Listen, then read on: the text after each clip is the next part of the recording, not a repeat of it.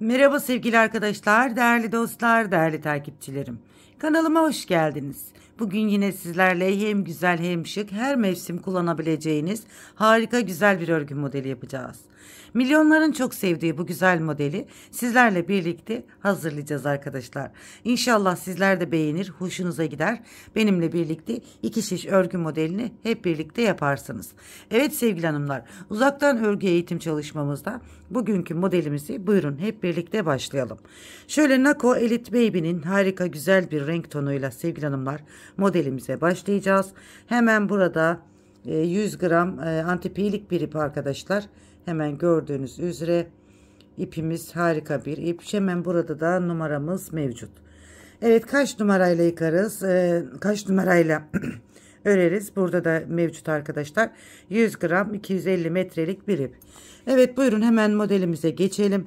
Bu arada sevgili hanımlar, sizler de henüz kanalıma abone değilseniz abone olup yorum ve beğenilerinizle kanalıma ve bana destek verirseniz çok mutlu olurum sevgili arkadaşlar. Evet, abone olmak ücretsiz. Evet, şöyle hemen ilmeklerimizi atmaya başlayalım. 3,5 milim bir şiş kullanacağım arkadaşlar. İlmek sayılarıma gelince sevgili hanımlar 2 ve 2'nin katları artı 1 ilmekle ilmeklerimizi atıyoruz.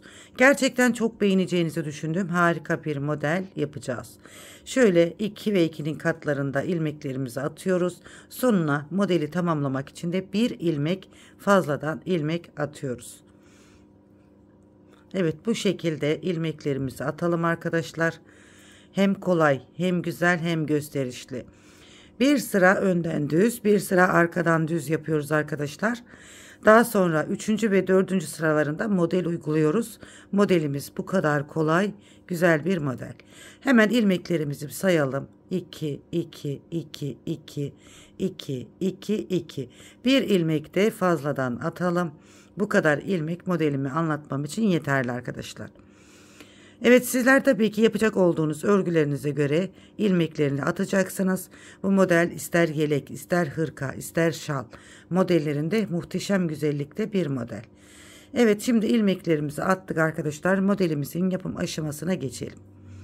Hemen şöyle bir sıra ben direkt modelimizi anlatacağım arkadaşlar size. Farklı bir şey lastik yapmadan sizler dilediğiniz lastik modellerinizi yapabilirsiniz.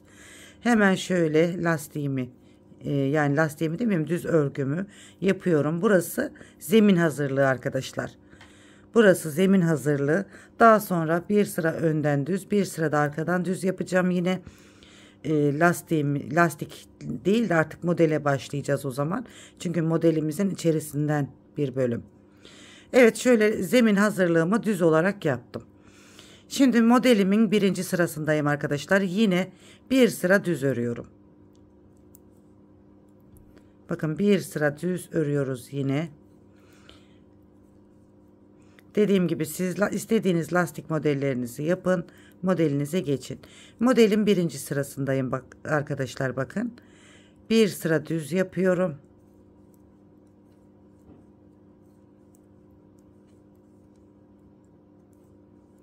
Dört sırada bir modelimiz kendini tekrar edecek. Modelin birinci sırasında bir sıra düz ördüm arkadaşlar. Şimdi modelimizin ikinci sırasında yine düz olarak örüyoruz. Bu şekilde yine düz olarak öreceğiz. Bir haroşa sırası modelimizde oluşuyor. Biz modeli 3. ve 4. sıralarda uyguluyoruz arkadaşlar.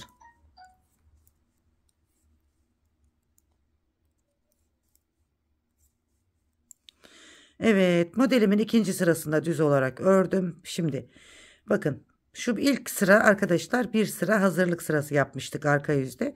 Daha sonra önden bir sıra, arkadan da bir sıra düz örgü yaptık. İkinci sıramızı tamamladık.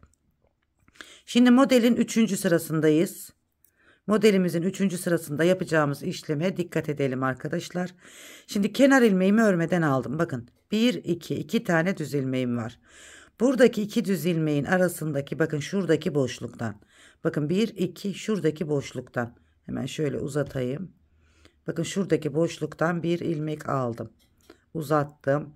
2 ilmeğimi birlikte örüyorum. Bakın bu şekilde. Tekrar bakın 2 tane ilmeğim var. Hemen şöyle göstererek yapacağım. 2 ilmeğim var. Şuradaki boşluktan bir ilmek alıyorum. Yani sıramızın bir alt sırasından aldım. 2 ilmeğimi birlikte örüyorum. Tekrar 2 ilmeğim, bakın 2 düz ilmeğimi bırakıyorum. Hemen şöyle gösteriyorum, 2 düz ilmeğim ve şuradaki boşluktan sıranın bir alt sırasından bir ilmek alıyorum, uzatıyorum. 2 ilmeğimi birlikte örüyorum. 2 tane düz ilmeğim var, bakın şuradaki boşluktan, bakın şuradaki boşluktan bir ilmek alıyorum. 2 ilmeğimi birlikte örüyorum. Yine 2 düz ilmeğim burada, şöyle gösteriyorum. Şuradaki boşluktan bir ilmek alıyorum. 2 ilmeğin önündeki boşluktan ve 2 ilmeğimi de birlikte örüyorum. Bakın yine burada 2 tane ilmeğim kaldı. Buradaki 2 ilmeği değil, hemen şuradaki boşluktan ilmeğimi aldım. Buradaki 2 ilmeğimi örüyorum. Şimdi buradaki ilmeğim kaldı. Burada boşluğumuz olmadığına göre arkadaşlar 2 düz olarak örüyoruz. Evet, modelimizin 3. sırasını bu şekilde yaptık. Şimdi modelin 4. sırasındayız ve arka sırasındayız. Modelimizin son sırası. Kenar ilmeğimi örmeden alıyorum. Bakın şimdi burada sevgili hanımlar, şu şekilde göstereyim size. Bir tane düz ördüm. Bakın yine bu şekilde. Yine bu yanındaki ilmeği de düz ördüm. Çünkü bakın buradaki ilmeğimiz ve buradaki arada boşluk oluşması gerekiyor, boşluklu. Hemen bu 2 ilmeğin arasından ilmeğimi aldım. 2 ilmeğimi birlikte örüyorum. Bakın bu şekilde. Yine bakın uzun ilmeğim ve kısa ilmeğim.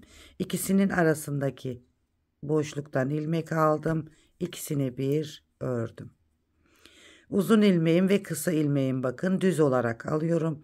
Bakın şurada koca bir boşluk var. Hemen yanındaki ilmekten, önündeki boşluktan ilmeği alıyorum. İkisini bir örüyorum. Bakın bir ilmeğim, uzun ilmeğim, bir de kısa ilmeğim var. İkisinin arasından, şuradaki 2 ilmeğin arasından aldım. 2 ilmeğimi de birlikte ördüm. Yine bakın şöyle yan yana duran 2 ilmeğin arasındaki boşluktan alıyoruz. Uzun ilmeğimiz burada. Son kez yapıyorum. İlmeğimi aldım, uzattım. 2 ilmeğimi birlikte ördüm. Buradaki 2 ilmeğimi de başta yaptığım gibi ikisini de düz ördüm. Bu başlangıçta nasıl yaptıysam burada da aynı yaptım. Evet sevgili hanımlar, şöyle ben sizlere bir modelimi bakın anlatmış oldum. Bir modelimiz bu şekilde bakın. Harika, çok güzel bir model. Şimdi arkadaşlar daha anlaşılır olsun diye sizlerle bir model daha yapalım. İlk modelimizi nasıl yaptıysak ikinci modelimizde aynı şekilde yapıyoruz. Kenar ilmeğimi örmeden aldım. Ne yapmıştım ilk modelimde? Bir sıra önden düz, bir sırada arkadan düz yapmıştık. Modelimizin birinci ve ikinci sırası önden ve arkadan bir sıra düz örgü arkadaşlar. Bu şekilde. Ben çok beğenerek yaptım arkadaşlar bu modeli ve çok sevilmiş, çok beğenilmiş bir model. Yeleklerde, gelin yeleklerinde, gelin şallarında oldukça sık olarak kullanılan harika, güzel bir model. Evet, bir sıra düz örgümüzü yaptık. Şimdi modelin ikinci sırasındayız ve arka sırasındayız. Burada da yine tüm ilmeklerimizi düz olarak örüyoruz. Bakın, tüm ilmekleri düz olarak örelim.